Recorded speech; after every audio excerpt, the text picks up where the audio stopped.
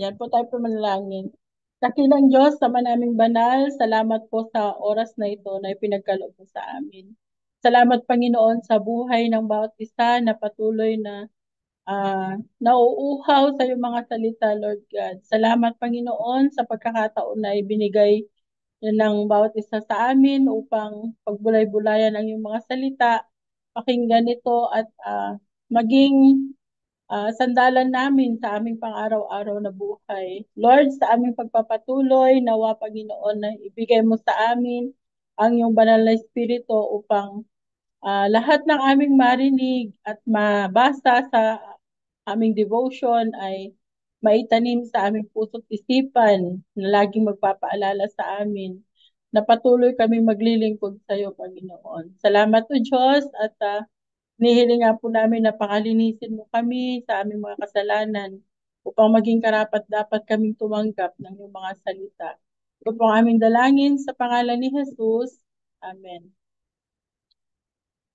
Ayan po, so bago po tayo sa atin pong pagpapatuloy ay gusto kong i-share at pakinggan natin itong awitin na pinamagatang Grace Walls.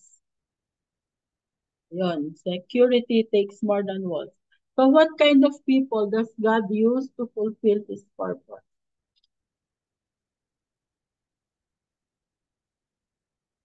Yan. In 445 BC, Nehemiah, the cupbearer to the king of Persia, received permission from the king to go back to Jerusalem to rebuild the city's wall, which had been destroyed by the Babylonians 142 years earlier. To give Nehemiah the proper authority, the king appointed him governor of Judah. So Nehemiah then returned to Jerusalem with an armed escort from the king. Under Nehemiah's direction, the wall was rebuilt. Yun po ay yung mababasa natin yung kwentong yun sa Nehemiah chapter 1 verses 1 hanggang chapter 6 verses 15. But Nehemiah knew that more than a wall was needed to accomplish God's purposes. So Jerusalem needed to be filled with people who had God's word. Yun po yung makikita natin sa chapter 7 verses 4 to 8 hanggang chapter 8 verses 18. Verse 18. But just hearing the word of God was not enough. The Jews who had returned to Jerusalem needed to repent of their sins and commit themselves wholeheartedly to the God of the Word. That is from chapter 10, verse 29. Only then would Jerusalem be secure. When there was a change of rulers in Israel, there often was a covenant renewal ceremony in which the people confessed their sins and renewed their covenant under their new ruler. So, October 31, 445 BC was the day for the Jews of Judah to renew their covenant with their Lord, taking an oath of allegiance to God under their Lord, under their new governor, Nehemiah. They first had to confess their sins to God. Therefore, the people came together dressed in sackcloth to fast and to confess their sins and the sins of their ancestors. The book of the law of the Lord was read aloud to them for about 3 hours. Then for 3 more hours, they took turns confessing their sins and worshiping the Lord their God. And we can read that from chapter 9, verses 1 to 4. In their prayer, they confessed their years of serving other gods and their breaking of God's commandments. They took ownership of the sins that had brought the curse of God's covenant upon them and resulted in them being taken captive to Babylon. Even though Nehemiah was their governor, those who had returned to Jerusalem were still virtual slaves of Persia. They realized that their hope was turning back to God. So as their covenant Lord, He alone could lift the curse. And that's what we can read from verses 5 to 37. The leaders and people then gave an oath of allegiance to the Lord. They vowed to accept the curse of God if they failed to obey His law as given by Moses. They solemnly promised to follow faithfully all the commands, laws, and regulations of the Lord. They put their oath in writing and sealed it with the personal seals of the leaders. And we see that from verse 38 to chapter 10, verse 29. The covenant was thus renewed, and Nehemiah and all the people were now a people of consecrated to God for his service and fit to live within the walls of the city, the newly secured Jerusalem. Okay. Si Nehemiah po ay isang ah, leader. Sabi dun sa nabasa ko, prudent planner. Si Nehemiah daw ay isang prudent planner. Ang prudent planner is someone who is wise and clever. And in fact, he prayed before he came to the king with clear plans for actions and was shown favor by the king. Yun yung pinabalik na siya at bilang isang leader doon sa magpapatayo ng walls na nagiba sa Jerusalem. So the story of Nehemiah shows that God blesses the work of those who work faithfully. Yon. God allowed Nehemiah to travel back with the king's blessing to rebuild the walls and temple of Jerusalem. The faithfulness to God and his leadership abilities enabled him to accomplish a task that many tried to stop. Di ba? May part doon sa story na pinagtatawanan pa siya,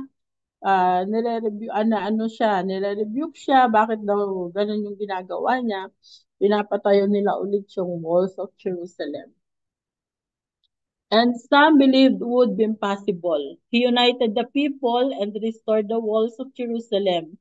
And he brought glory to God and set an incredible example for us today by leading a construction crew. So doon pa lang, nakita natin yung readiness ni Nehemiah. He was ready for the conflict and his protective plan allowed to work to get accomplished. In doing so, he proved himself a great leader. And so, his faithfulness to God and his leadership abilities enabled him to accomplish the task he was given by the king. Ayun. So, our reflection for today po, uh, says the ceremony by which we are to renew our personal covenant with God is the Lord's Supper. We are to make this our regular time of self-examination and confession of sin. Then, following the example of Nehemiah and the people of Judah, we are to renew our personal oath of allegiance to our Lord Jesus Christ. Ayun po. So nakita po natin dun sa story nga ni Nehemiah na naging mabuti siyang leader at naging successful yung pinagawa sa kanya na project or gawain para sa uh, Jerusalem, yung pagpatayo nilang muli doon sa walls of Jerusalem. At naging bagong city yung Jerusalem. Ayun po. So, makikita natin doon na yung leadership ni Nehemiah ay napakabuti at napakaganda. With his ideas and his faithfulness to God, doon po nanggaling yung blessing na ibinigay sa kanya ni Lord dahil siya ay isang faithful na leader, na servant, ay naging mabuti at naging maganda yung resulta ng kanyang nagawa para sa kanyang lugar. Yun po. So, ngayon po ay share ko pa yung verse natin today na matatagpuan po sa Mark 14 verses 22 to 24. And it says, as they were eating, Jesus took a loaf of bread and asked God's blessing on it. Then he broke it in pieces and gave it to the disciples, saying, take it, for this is my body. And he took a cup of wine and gave thanks to God for it. He gave it to them, and they all drank from it. And he said to them, this is my blood poured out for many, sealing the covenant between God and his people. So yun po ang ating uh, reflection for today. We are to make our regular time of self-examination and confession of sin through the Lord's Supper. Po, and then following the example of Nehemiah and the people of Judah, we are to renew our personal oath of allegiance to our God, our Lord Jesus Christ. So, yun po, kung mayroon po tayong i-share sa ating reflection, then this will be our time po to share our reflection po.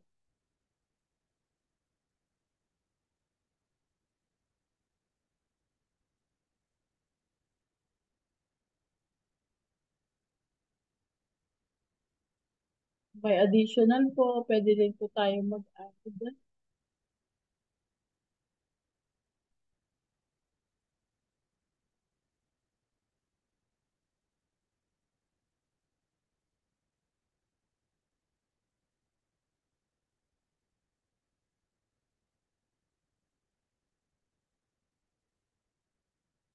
So po,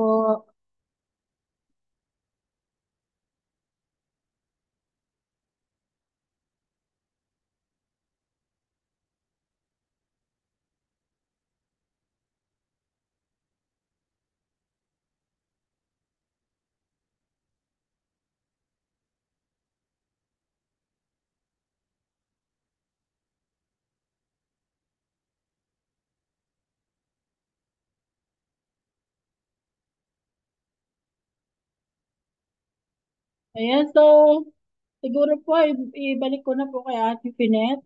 Ate,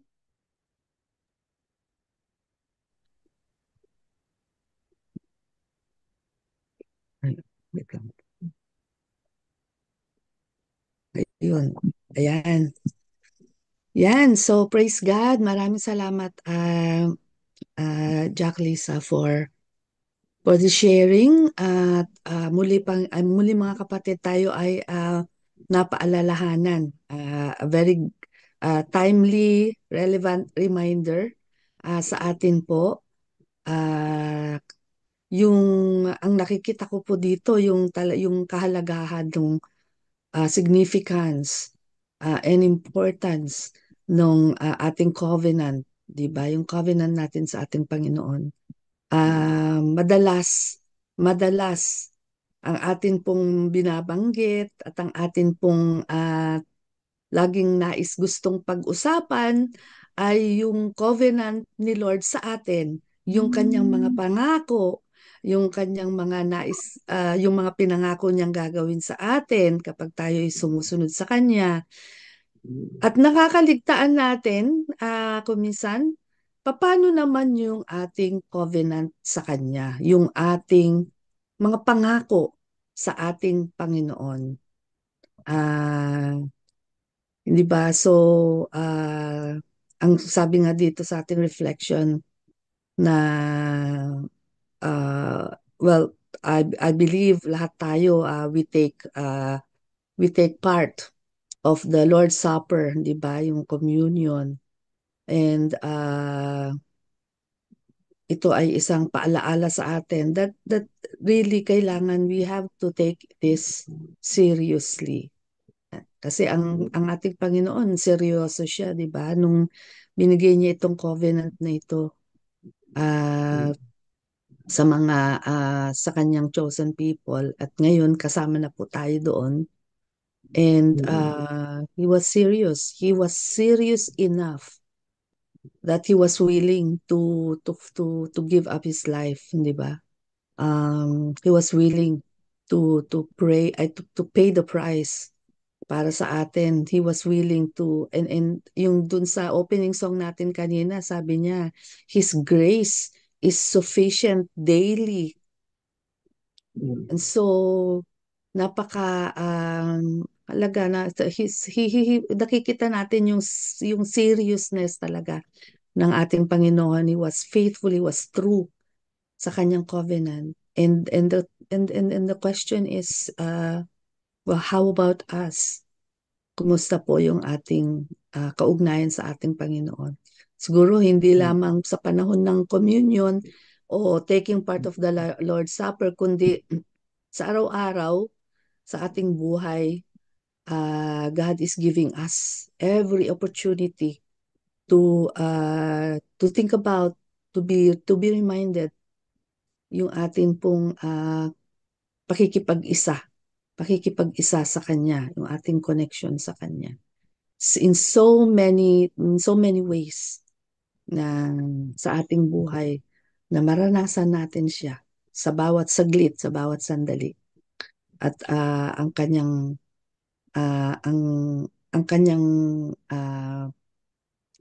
ine-expect sa atin is that we just remain faithful and loyal, yung allegiance natin. Kasi 'di ba, natatandaan po natin sa atin pong meron tayo yung binabanggit pag yung Pledge of Allegiance, 'di ba? Mga Pilipino na maano diyan yung pledge. Natatandaan ko nung nag-aaral pa ako, yung meron tayong Pledge of Allegiance to the Filipino flag. May mga ganun pa tayo noon, memoryado pa natin 'yun. Ewan ko kung araw-araw ba natin yung nire-recite sa school o kung gaano kadalas man 'yun, 'di ba? And uh, it just shows the importance of that. Siguro sabihin man natin sinasabi lang natin in words, parang wala naman sa puso. But really, we have to, as children of God, we have to take it seriously. Kung ano yung ipinangako natin sa ating Panginoon. Kaya maganda din yung kung minsan yung binabalik-balikan natin. Katulad nga nitong kwento ni Nehemiah at ng mga Israelita nung panahon na yun. Binabalikan natin yung kasaysayan ng ating mga forefathers in the faith. At muli yan ay magi-spark sa atin yung ating pong pananampalataya at ugnayan sa ating Panginoon. Sige po, nag-unmute po yata si Nanay Conchita. Nay, meron po ba kayong nais i-share? Go ahead po. Okay. Ayan. Christ, thank you po. Sabi niya, this is my body, this is my blood. Diyan sa Last Supper. So unselfishly, He gave His life. So, for us, so that we will be saved. So salvation, we have our salvation. We have been saved because of His blood. Thereby, one is obligated to give himself also. Not in the manner of giving your life also, but we are expected to give our service to our Lord. Kagaya kagabi, doon sa prayer and fasting, nagtatawag sila who would like to be volunteers to lead in the prayer fasting. There are still vacancies, sabi nila, they are asking. To my heart, I was willing to give my service because I believe so that Christ Jesus unselfishly gave up His life. Ano na nga lang yung ibibigay mo? Napakahirap ba? Hindi naman napakahirap na ibigay mo yung time mo pang pag-aralan mo at ma-share mo ang salita ng Diyos. Kaya, true enough, with God's guidance and God's inspiration, we should not hesitant. We should not be hesitant to give ourselves in His service. Just like in the manner that He gave everything, His life, imagine that, yung buhay. Meron pa bang mas mahalaga sa buhay na ibibigay mo? So, hindi ba talagang wonderful, how amazing and how awesome it can be that our God, our Jesus, gave up His life for us. So, in return, hindi natin dapat atubili. That is the word. Hindi na tayo mag-atubili na ibigay din natin ang ating service sa Kanya. And wholeheartedly, we give ourselves because in it, we are serving Him. Thank you. Thank you. Kagaya din ni Nehemiah na na-commission upang ibigay niya yung service niya sa Panginoon. Yan. Yan. Salamat sa pakikinig. Amen.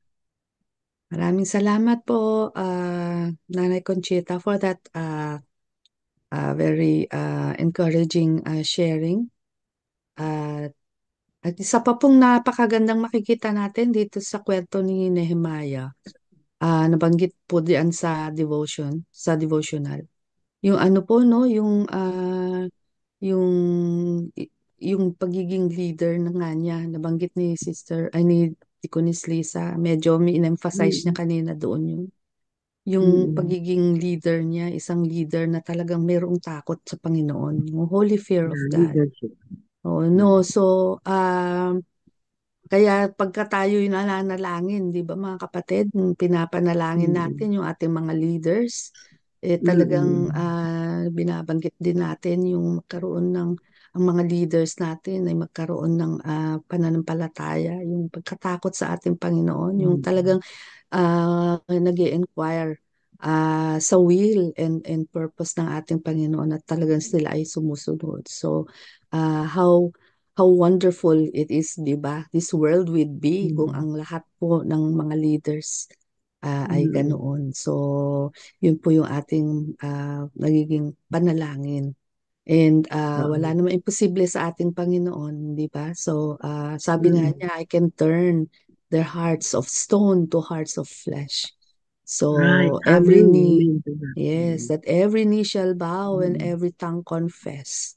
Yeah, So, we pray. know, We pray. yes, we know that yung panahon na yon ay God is continuously working towards that plan and that promise. Yan. So, at isa pa pong napakagandang makikita din natin dito on the part naman ng mga tao, di ba? That they talagang sineryoso nila, they took it to their heart.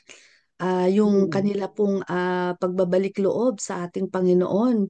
Anong ginawa nila? They when they renew their covenant, di ba? They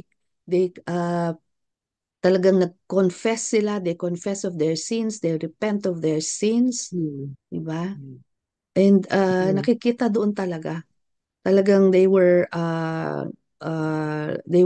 talagang totoo.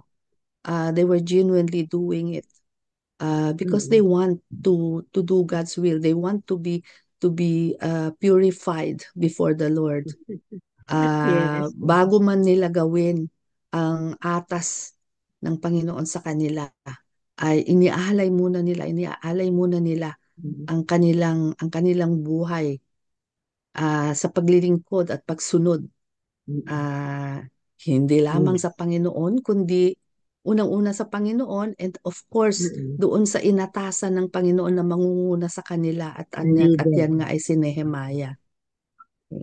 So, ayan po ang atin pong mga, I believe, some points that we can take away from our devotion. Meron pa, yes po, go ahead po. Can I say another one? Ang isang napakaganda doon, nung sila ay, they were confessing their sins. They read binasa nila yung salita ng Diyos. At nakinig sila ng 3 oras. Pagkatapos makinig sa salita ng Diyos, another 3 hours was given for them na magsisi sa mga kasalanan ng kanilang mga ninuno. At yung pag-amin nila, with all humility, ay inamin nila yung kasalanan nila at inihingi nila ng kasalanan. Gumamit sila ng sackcloth. Ibig sabihin, down to earth ang pagsisisi. Di ba? At ang sabi nga, narinig ko kanina na isang sa amin dito sa international, kung minsan dito sa atin, napahaba lang ng sermon ng pastor, marami ka nang maririnig na mga grumbling, sabi niya. Samantalang dito, nakita natin dito na with all seriousness, they devoted themselves to listening and asking for forgiveness. Dito, di ba? 3 hours. Makakatagal pa ba tayo ngayon ng 3 hours na makikinig ng sermon? Makikinig ng ano? Ang sabi nga dito kanina, pag napahaba lang yung sermon ng pastor, marami ka nang naririnig na grumbling. Okay. So, yun ay isang points that we have to take into consideration as we go on with our covenant with our Lord. Amen. Amen. Pastor Rory, sige po, go ahead po. Thank you po. Actually, dugtong ko lang ho sa ating pong sharingan. Yung panahon na yun, sabik sila talaga. Sabi na nga po ni Nanay, Conchita, 3 hours silang naghihintay at nakikinig. And then, when they are weeping, talaga sila umiiyak.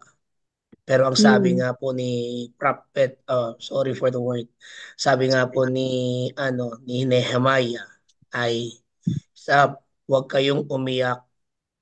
Dapat ito yung panahon upang tayo ay magdiwang. Magala. Kaya kung titingnan po natin doon,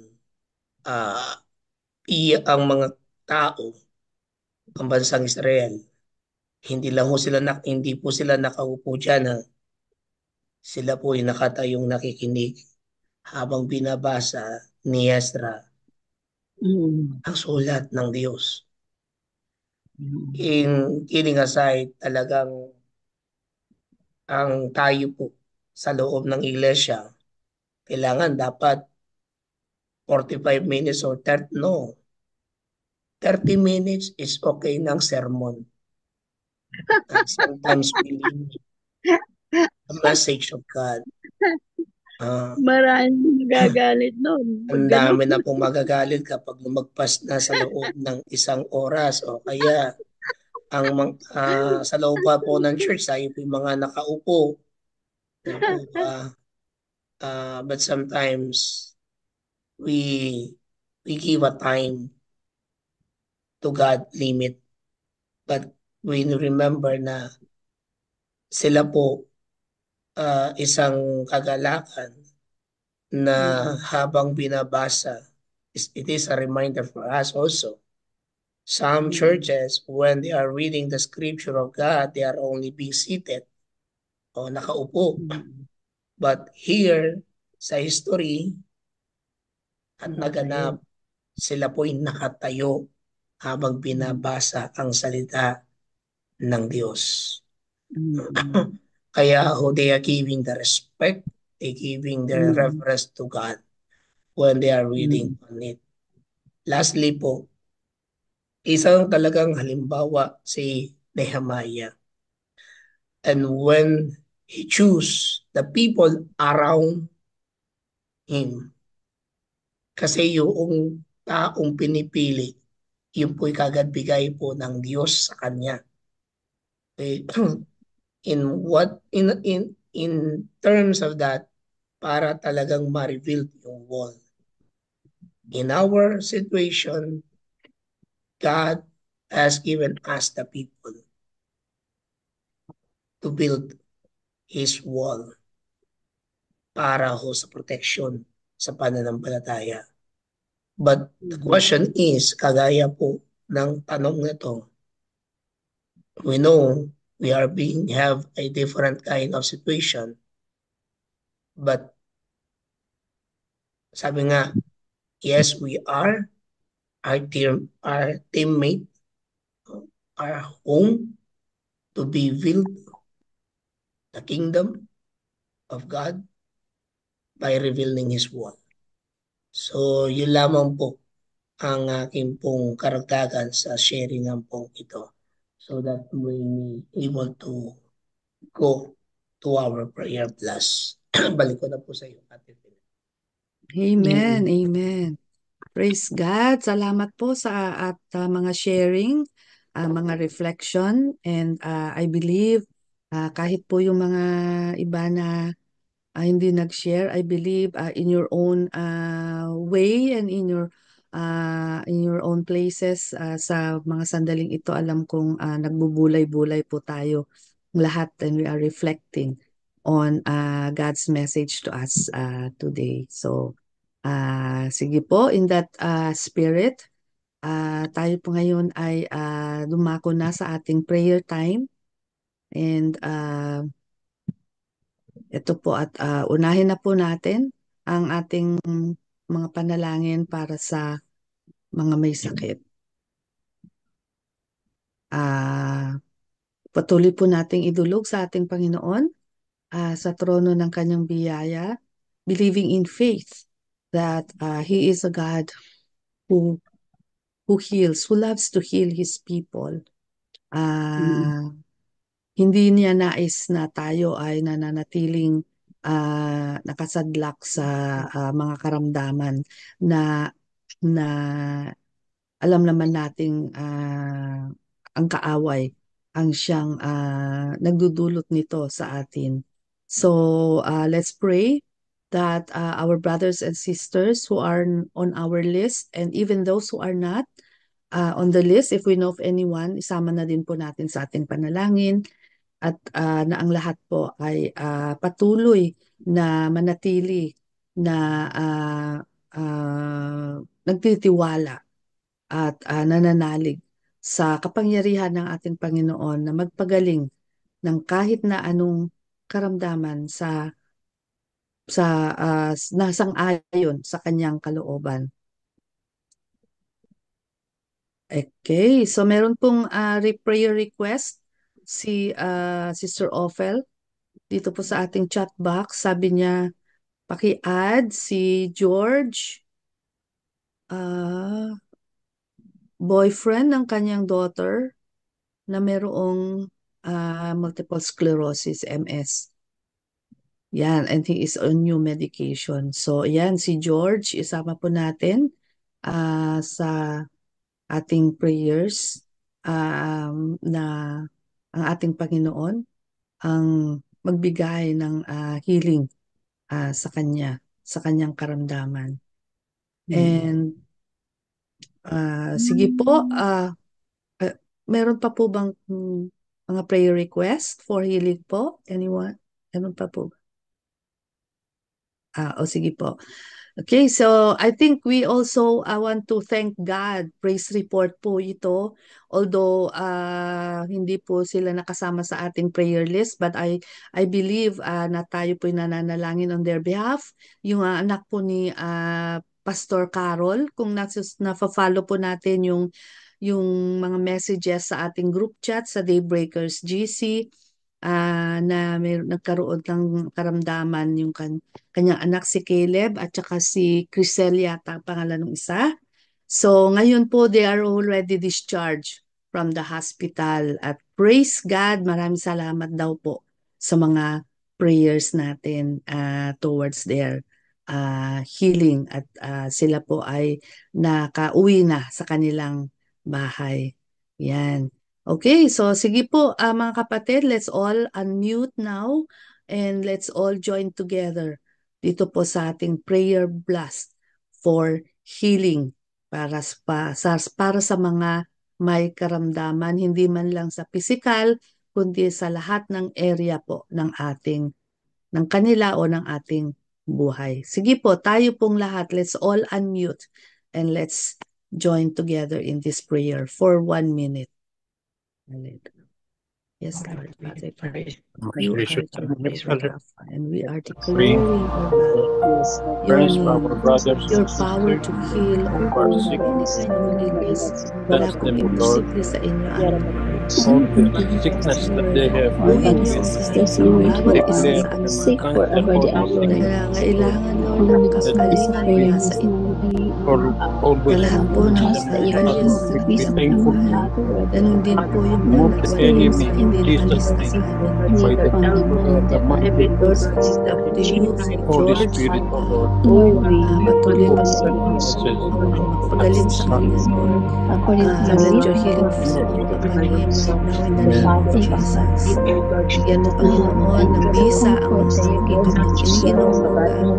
And that, Lord, allow this opportunity, this taking experience, care of Panginoon, Lord, to the medicines make that him, the Panginoon, nurses have trust in you, O God, have faith in you, everything, Panginoon, that's so na ang important inyo pong today. pagpapagaling Thank siya you. kung sakit, Lord, ay talagang mangyayari, O God. Magtiwala lang po siya sa inyo. And Lord, thank you for those whom you have already healed. Thank you for the healing, O God, na tinanggap ni Caleb, ni Chrisel, O God. Maraming salamat, Lord, sa mga iba pa na inyo nang pinagaling. Thank you, Lord. Thank you. We give you praise and glory in Jesus' name. Amen. Amen. Next, yung atin pong prayers for the pillars of society.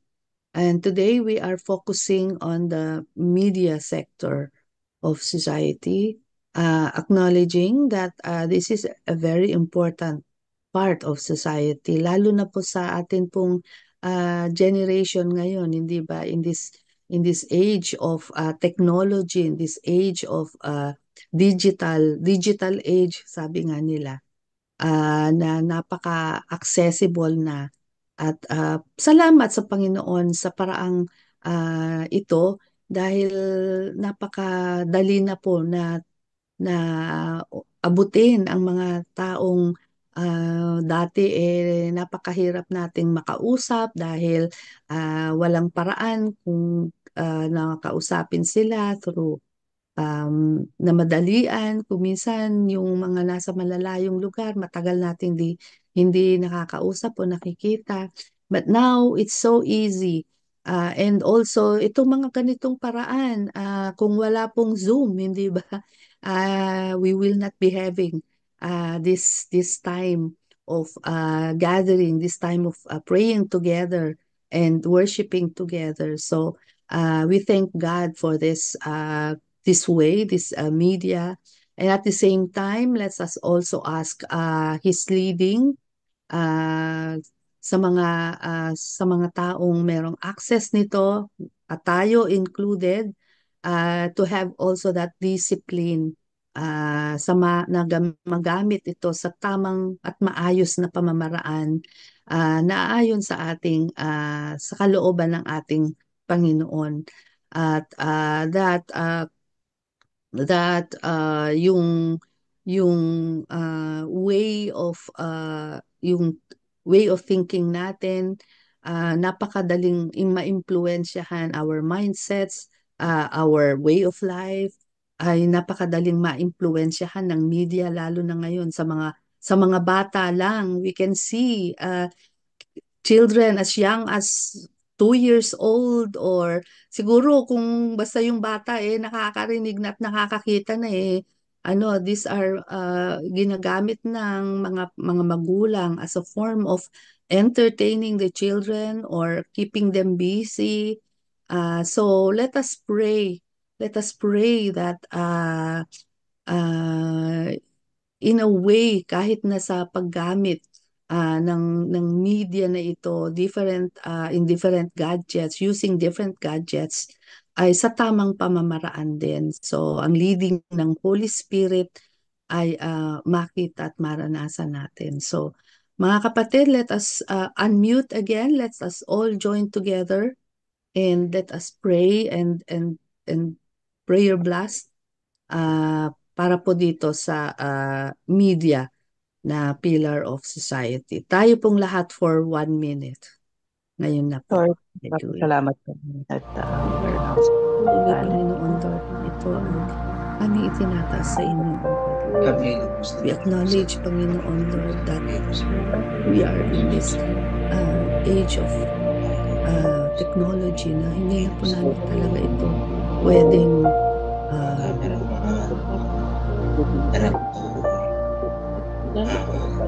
sa pagpapahiya mo Diyos ng mga katotohanan. Tunay nga o Diyos yung katubuan ng katotohanan at hindi sa pagbulag dahil ito yung naayon sa sosyedad.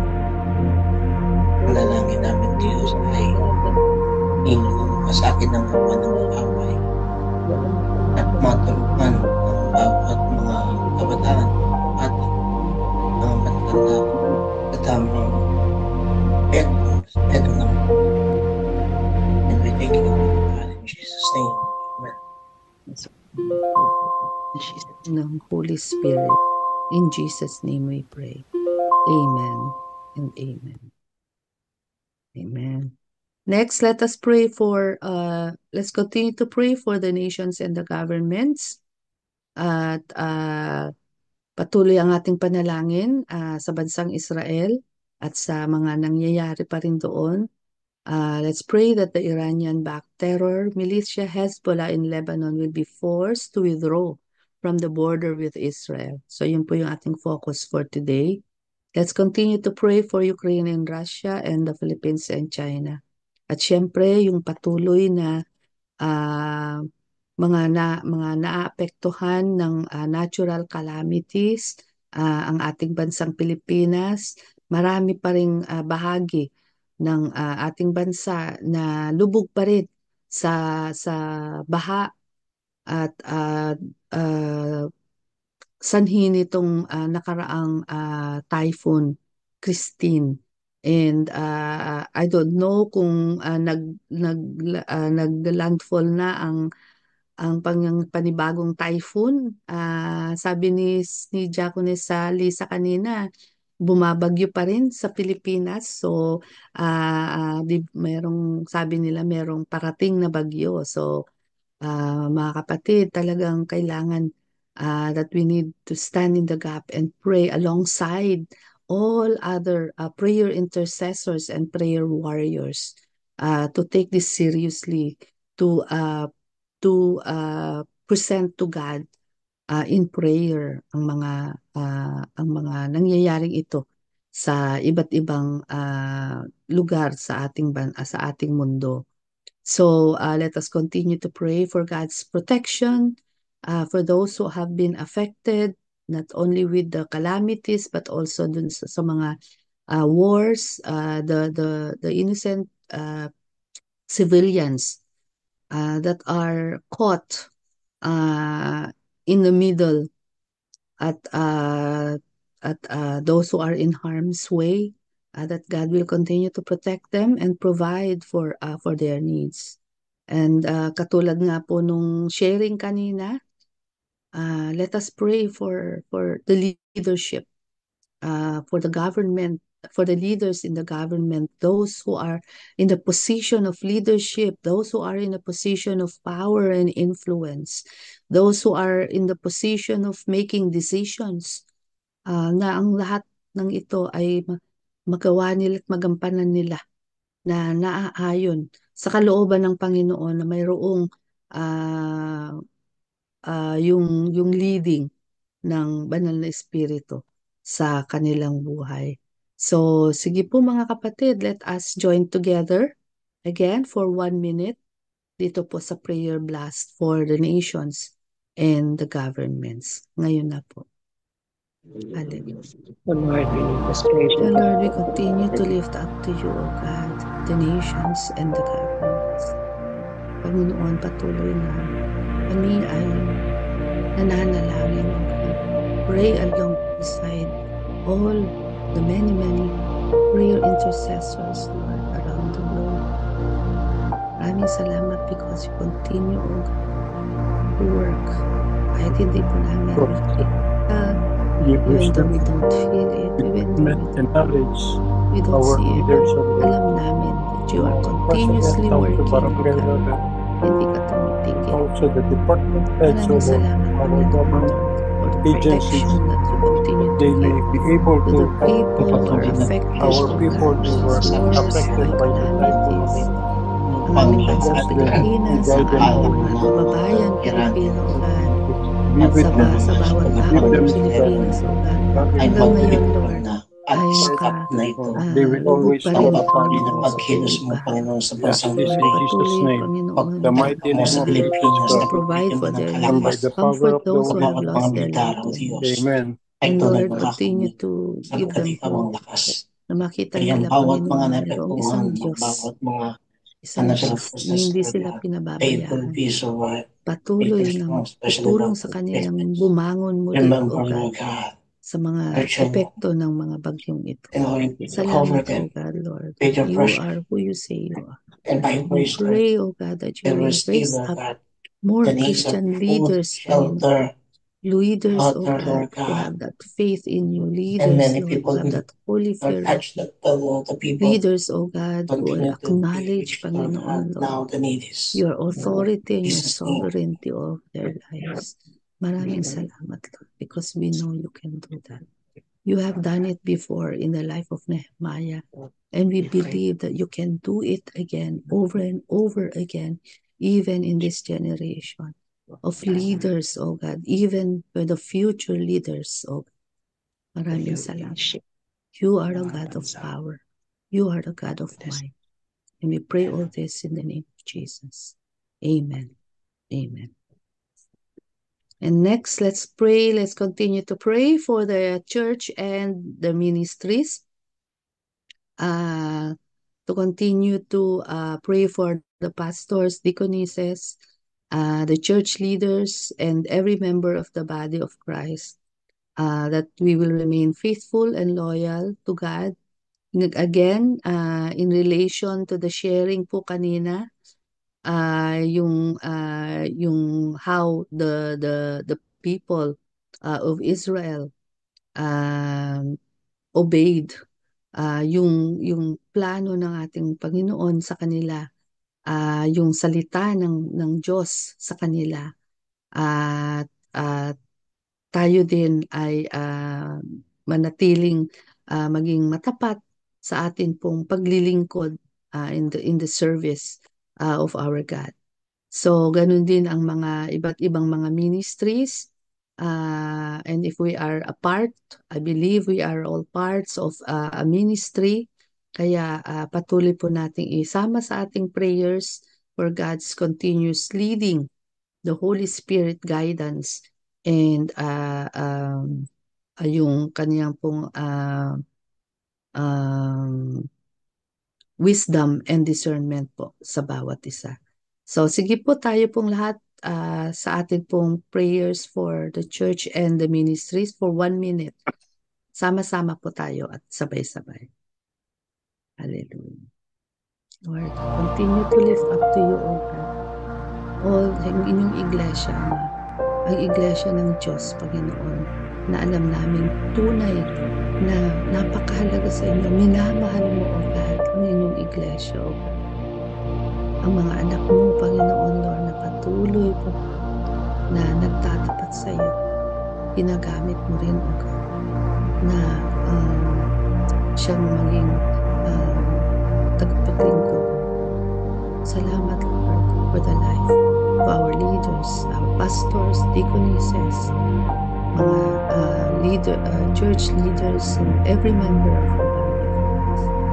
Lord, we continue, O God, to commit our lives to you.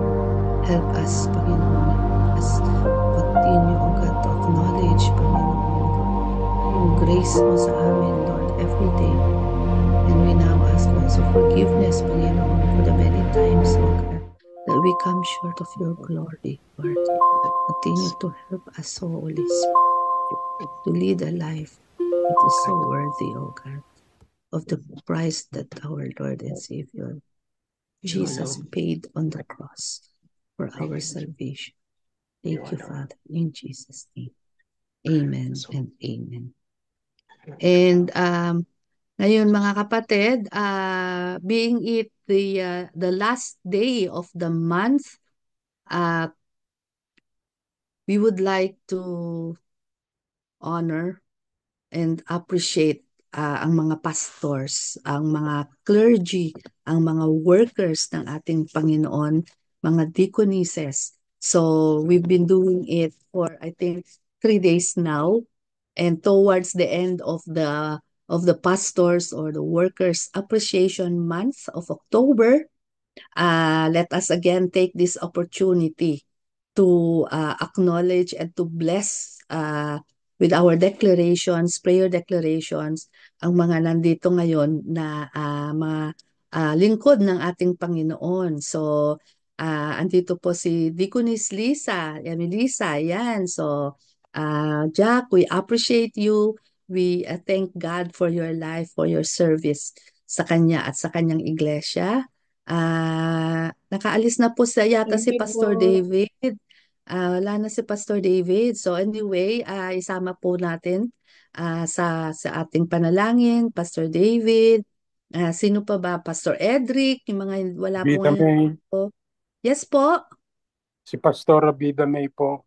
Yan, andito si Pastor Vida May. Can we also pray for 1 minute?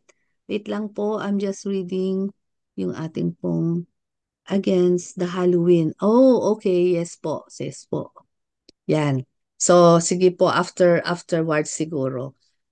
So, sige po, yung muna pong prayers natin para sa ating mga pastors to appreciate them sa kanila pong paglilingkod sa ating Panginoon for their faithfulness, all the sacrifice. Alam natin kung gaano kahirap din para sa mga, lalo na din sa mga panahon na talagang they are facing a lot of challenges sa kanilang patuloy na pagganap ng kanilang sinumpaan, di ba? Yung kanilang covenant sa ating Panginoon that day when they committed themselves, when they answered the call of God to be His servants so in His church. So, andito si Pastor Vida May. So, Pastor Vida May, we appreciate you. Thank you for all you do for God, for the Lord and His church. Sino pa? So, nabanggit ko kanina si Pastor David, nakaalis na siya. Pastor Edric, Pastor Robert, Pastor Queenie, Pastor Lynn. Sino-sino pa mga kapatid? Banggitin po natin ang kanilang mga pangalan. Kung meron For po. Robert, Jacqueline Pay. Yes, Deaconess Joanne. Faye. Yes. Pastor Joanne. Pastor Joanne. Andito si Pastor Rory. Pastor Jeneline. Leda. Nandito. Sino pa po? Okay. Pastor Leda. Pastor Leda. Yan. Pastor Sige po. Paul. Si Pastor Paul. Pastor Paul Penetrante. Yes, yes. Pastor Robert. Sino pa po? Deaconess Gina, Pastor Carol Binang. Pastor Pastor Carol. Yan. Pastor Deaconess Leda. Gina, Deaconess Pastor Jen. Olive. Deaconess Pastor Jane. Olive. Yes. Ayan. Okay. Wala na po ba? So sige po, yan po yung ating mga workers at mga clergy at mga lingkod ng ating Panginoon. Ngayon po, let us, those who are able to open your cameras, if you are able to open your camera po, and let us just lay our hands on the screen at alam natin that there's power in this prayer. Let us declare more blessings and yung ating Panginoon, yung Holy Spirit anointing and leading sa kanila as they continue the work that God has entrusted to them. Pastor Luther, yan. Okay, so sige po mga kapatid, let us all join together dito po ngayon sa ating prayer. Hallelujah. Yes, Lord. Here we are, Panginoon, Lord, lifting our workers to you, O God. Ang mga pastors, Panginoon, ministers, ang mga diaconess, lay leaders, ang Lord. mga You know the leaders, hardship that they have been through, all those whom you have chosen and you have called, the Lord. provisions that they Sila, need. Panginoon, na tunay Whenever na they will be assigned nagbigay, some Panginoon, na other nagtalaga, O places, God, ng remove, kanilang buhay, O God, be with them, O Lord. sa kanilang Especially our paglilingkod sa inyo at sa Lord, inyong iglesia. they've been Lord, sacrificing themselves. salamat, Panginoon, sa kanilang buhay. Thank you, Lord. Thank you Thank for you all for their the work that they sacrifice. have been given. Lord, thank you also for the life of their Sharing families, your words to Panginoon, us, O Lord, Lord. na so Each and patient and every so one of our understanding, pastors, O God, our sa bishops, kanila pong paglilingkod, Panginoon, na give them kasama the nila ang courage kanilang and mga strength. pamilya, ang kanilang mga anak, Remove them kanilang from mga any tiyak, sickness or Panginoon. illness, O Lord, Patuloy, that they Lord, will we are be able to serve declaring, you. O God, more of your provisions It's upon in the name them, of your Jesus Christ, protection, O by God. the mighty Lord, name of our continue, O God, to honor and Lord bless Jesus the and works God of the their Father hands, and the Panginoon, Holy Lord, Spirit. that they will Amen. continue, O God, to bring more people to you. Bless mo, Panginoon, Lord, ang kanilang mga ministries, O God, Lord. They will continue, O God, Lord, to offer, Panginoon, ang kanilang mga buhay as they continue, O God, to offer their lives to you. Everything, Panginoon. Salamat, O God, for their dedication. And Lord, we truly appreciate, O God.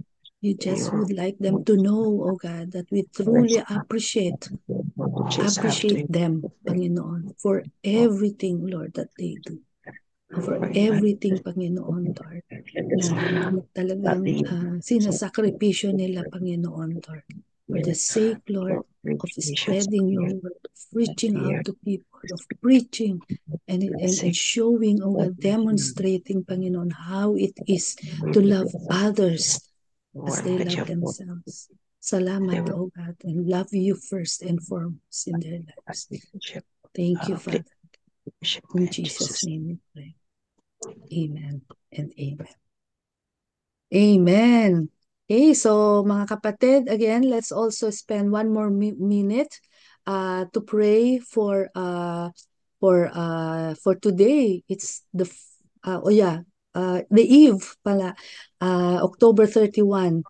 And tomorrow is November 1. So alam natin kung ano po yung nakagawian at tradisyon, 'di ba, ng mga tao sa ating mismong bansang Pilipinas. Napakarami pong mga kaugalian diyan sa panahon na ito. And even all over the world. So sige po, for 1 minute, let us prayer blast, and then may we ask Pastor Vida May if you can just close this portion po sa atin pong prayers. And then shall we call it also the closing prayer na po, and then we will do the benediction. Pastor Rory for the benediction po afterwards. So Pastor Vida, let's pray for 1 minute prayer blast, and then Pastor Vida May will close the portion of this prayer time, and Pastor Rory, and Thanksgiving prayer na rin po, and then Pastor Rory po for the benediction. If that's okay, thank you. Tayo po munang lahat, mga kapatid, for 1 minute. Hallelujah. Yes, Father God, Lord. We pray, Panginoon, Lord, at this time of the year, Panginoon, it comes every year, Panginoon. Patuloy, Panginoon, na ibukas, Panginoon, ang isip ng mga tao, Lord. With regards, Panginoon, to ano ba talaga, Panginoon, itong Halloween na ito. And Lord, help us bilang mga taong naliwanagan, Panginoon, Lord. Bilang taong we are ready in the truth of your words. To pray, Panginoon, and to exercise, Lord, power of prayer, warfare, oh God, Lord, against, Panginoon, the spirits of darkness, Panginoon, Lord, na ginagamit, oh God, Lord, ng panahon na ito, ang season na ito, oh God, to deceive people, oh God, Lord. But, Panginoon, Lord, we just pray, Panginoon, also that you speak would just about continue, O it. God, to speak We to do the have hearts prayer, of your oh God, people. but again, we draw the line against the works of Tulungan the mo kami, Panginoon, Lord, na to speak out, O God, and to Yes, challenge, Lord. Panginoon, itong mga tradition Lord, na ito. for being May your something. will be done. May your kingdom come. In Thank you, Jesus' Lord. name. Amen. Amen. Yes, Lord, we just praise you and thank you for allowing us to participate and allowing us to partner with you, Lord God, in prayer. That you call your people to be a people of one language, one voice. And salamat, Lord, that for Daybreak International, Daybreak Global, on a daily basis, Lord God, we're coming before you. And that as you lead us in prayer, Lord, we are believing that you are moving in might and power, that there is something happening to stem the tide against the works of the enemy, and that you are forcefully advancing your kingdom through our prayers. So help us, O Lord God, not to give up on praying, but to persevere and to know that there is power in prayer. Salamat, Lord God. And we thank you, Lord God, for the reminder today through using si Deaconess Emily, Lord God, that you used her to remind us about the people who are hungry and thirsty for your word. And we pray that that would cascade even to today, Lord God, much more so today, Lord, to our churches, Lord God, that the people who are, we call brothers and sisters in faith, and we declare that we love you, and help us to love your word, to allow the Holy Spirit to move amongst us, oh Lord God, to stir up our fervor, to stir up our desire, Lord God, to hear more of your word, and not just to hear it, but to live it out. So as we part from one another, Lord God, we just again thank you for being able to do this together, that kahit sa iba-ibang lugar kami, thank you for the technology. But we pray, Lord God, that the rest of this day, we pray that bubulayan namin, O Lord God, itong devotion. Bubulayan namin, O Lord God, the account in the Bible. And we say, do it again. We say, oh Lord God, we ask for divine appointments with people that we are able to talk to about you, to bless them in prayer, to encourage them, challenge them. So if there are people who need prayer, Lord God, give us that discernment, compassion to minister to them.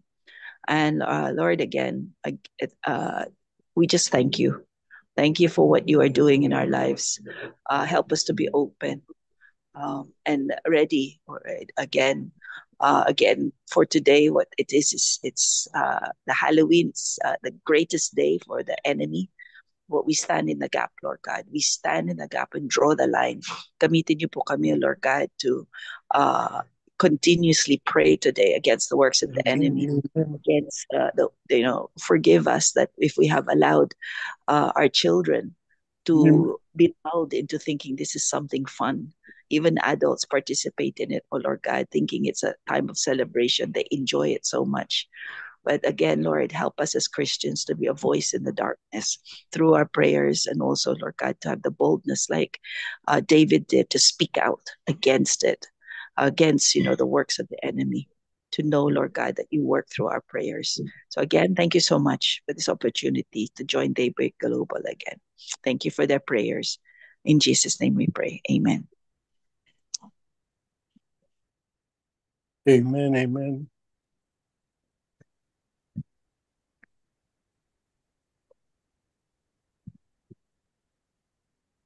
Receive the benediction of our God the Father, and declare in Romans chapter 15, verses 5 to 6 and 13. And I will read it to all of us.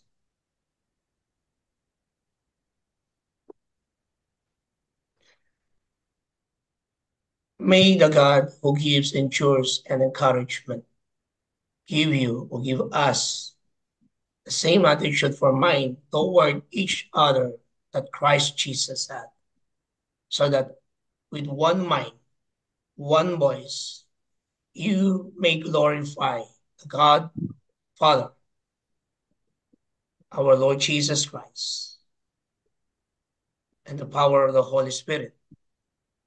And may His hope, the God of hope, fill us all of joy and peace as we trust Him, so that we may experience the overflow with hope and the power, or by the power of the Holy Spirit. In the name of the Father, the Son, and the Holy Spirit, receive it. Amen and amen. Amen. Amen. Thank you, everyone. Amen. Amen. Thank you. Marami Amen. pong Marami pong salamat. salamat. Thank you, everyone. Thank you, Jack. Sige po, before we leave the room, let